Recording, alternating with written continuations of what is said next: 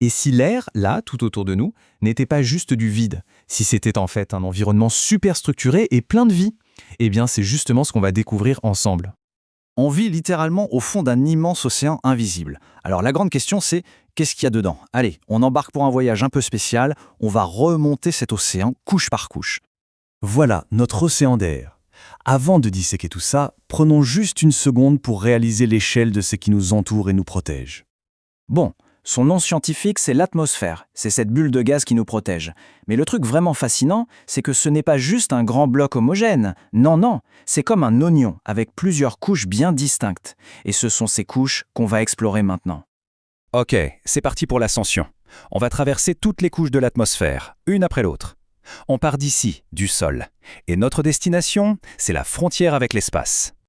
Alors voilà notre carte, notre plan de vol. Ce schéma, il va nous guider. On part du bas, la troposphère, puis on monte vers la stratosphère, et ainsi de suite. C'est notre guide pour ce voyage vertical.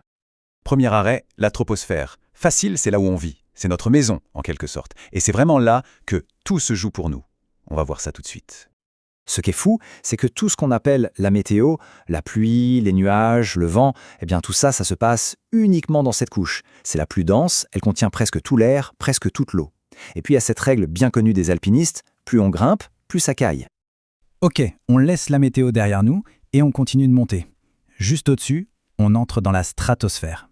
Et là, attention, les règles du jeu changent du tout au tout. Adieu les turbulences. C'est pour ça que les avions de ligne adorent voler ici. C'est beaucoup plus calme. Mais le truc le plus bizarre, c'est la température. Contrairement à avant, plus on monte, plus il fait chaud. Alors pourquoi ? Eh bien, c'est à cause de la fameuse couche d'ozone. Elle est là, elle absorbe les rayons UV du soleil et en faisant ça, elle réchauffe tout le secteur. C'est notre bouclier protecteur en fait. Allez, on continue de grimper. Prochain étage, la mésosphère. Et après la chaleur de la stratosphère, préparez-vous à un choc thermique. Là, la température s'effondre. On atteint des froids polaires. C'est l'endroit le plus glacial de toute l'atmosphère.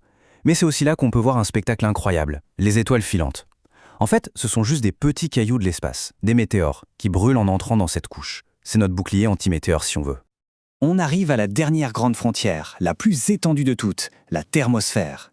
C'est l'avant-dernière étape avant le grand vide, le royaume des aurores boréales. Alors là, c'est le monde des extrêmes. La température peut grimper à plus de 500 degrés. Mais attention, l'air est tellement rare qu'on ne sentirait même pas cette chaleur. C'est un peu paradoxal. C'est là que tournent les satellites, la station spatiale. Et tout en haut, on a l'exosphère, où notre atmosphère s'effiloche petit à petit dans le vide de l'espace. Bon, on a vu la structure, c'est super. Mais maintenant, il y a une question qui se pose. Qu'est-ce qui fait bouger tous ces airs? On va maintenant s'intéresser au moteur de l'atmosphère. Ok, on a vu toutes ces couches bien rangées, on pourrait croire que l'air est super calme, immobile. Mais pas du tout, ça bouge tout le temps. Alors pourquoi ? En fait, tout repose sur deux principes physiques tout simples.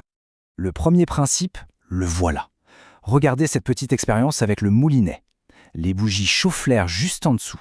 Cet air chauffé devient plus léger, moins dense, et donc il monte. Et en montant, hop, il fait tourner le moulinet. Règle numéro 1 à retenir, l'air chaud, ça monte. Et maintenant, le deuxième principe. Si on souffle entre les deux balles, on chasse l'air, on crée un vide, une zone de basse pression. Et qu'est-ce qui se passe ? L'air autour, qui a une pression plus forte, se rue pour combler ce vide. En faisant ça, il pousse les balles l'une vers l'autre. La deuxième règle d'or, c'est donc, l'air va toujours des hautes pressions vers les basses pressions. Voilà, on a nos deux ingrédients. Principe 1, l'air chaud monte. Principe 2, l'air va des hautes vers les basses pressions.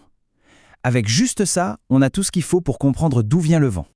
Qu'est-ce que le vent au final? C'est tout simplement un déplacement d'air à l'horizontale. Et pourquoi elle se déplace? Pour aller d'une zone de haute pression vers une zone de basse pression. C'est une conséquence directe de notre deuxième principe. Et c'est là que nos deux principes se rencontrent. D'un côté, l'air chaud, on a dit qu'il monte. En montant, il laisse un vide derrière lui. C'est une zone de basse pression. De l'autre côté, l'air froid. Lui, il est plus lourd. Il descend. Il s'entasse au sol. Ça, c'est une zone de haute pression. Et c'est ce déséquilibre qui va tout déclencher. Et voilà, le puzzle s'assemble. Le soleil chauffe un endroit, l'air devient léger, il monte, on a notre basse pression. Un peu plus loin, l'air est plus froid, il descend, il pèse sur le sol, on a notre haute pression. Et la nature déteste le vide. Alors pour rééquilibrer tout ça, l'air va se déplacer de la zone de haute pression vers la zone de basse pression. Et ce mouvement horizontal, Eh bien, c'est le vent. C'est aussi simple et magnifique que ça.